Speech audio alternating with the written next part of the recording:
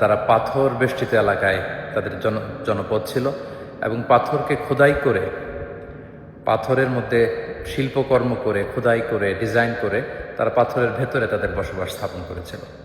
এবং সালেহ আলাইহিস সালাম যখন সামুদ জাতিগোষ্ঠীকে এক আল্লাহর দাওয়াত দেন, তখন সামুদ গোষ্ঠী নবুয়তের প্রমাণ হিসেবে সালেহ আলাইহিস সালামের কাছে একটি উট দাবি করেছিল যে আপনি যদি পাহাড়ের ভেতর থেকে একটি উট বের করে আনতে পারেন, সেই উট যদি এসে বাচ্চা প্রসব করে এবং দুধ দেয়, সেটা খাওয়ার পরে আমরা বুঝবো যে আপনি নবী।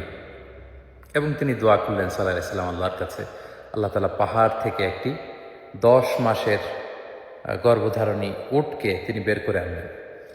কিন্তু সাল্লাল্লাহু আলাইহি ওয়াসাল্লামের উম্মত সামুদ জাতি এটা দেখেও তারা বিশ্বাস করলো না এবং উটটিকে হত্যা করলো কিছুদিন পরে। এবং তাদের এই ধৃষ্টতার জবাব হিসেবে, শাস্তি হিসেবে আল্লাহ তাআলা জিবরিল আলাইহিস সালামকে পাঠালেন।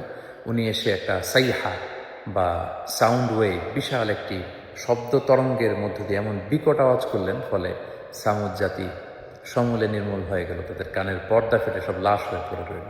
এবং সালেহ আলাইহিস সালাম পরবর্তীতে মুমিনদেরকে নিয়ে মক্কাতুল মুকাররমাতে চলে গেলেন। প্রিয় সুধী, এই হিজর এলাকাতে যদি আপনারা আসেন, বা যেটাকে মাদায়েনে সালেহ বলা হয়, এখানে বিশাল বিশাল পাহাড় দেখা যাবে, কীভাবে পাহাড় খোদাই করে তারা তাদের বসতি নির্মাণ করেছিল, কিভাবে তারা এখানে ছিল, এবং ধ্বংসাবশেষ পরবর্তীতে এখনকার যে পাহাড়ি অঞ্চলটি কেমন, সেটা দেখে আসলে আমরা অবিশ্বাসীদের যে করুণ পরিণতি যুগে যুগে হয়েছে, যারা ধৃষ্টতা দেখিয়েছে আল্লাহর সাথে, আল্লাহ রাসূলের সাথে, আল্লাহর বিধানের সাথে, এবং যারা সীমা লঙ্ঘন করেছে, তাদের পরিণতি কী সেটা কিন্তু আমরা বুঝতে পারি।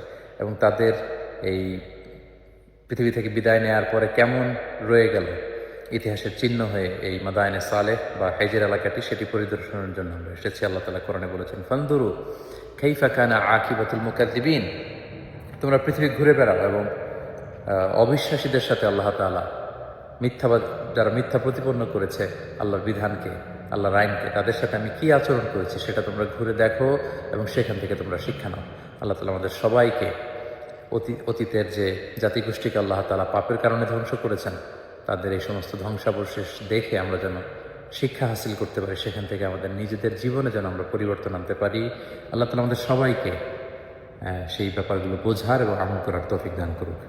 সৌদি আরবের মাদায়েনে সালেহ এলাকা থেকে বিদায় নিচ্ছি। আসসালামু আলাইকুম ওয়া রাহমাতুল্লাহি ওয়া বারাকাতুহু।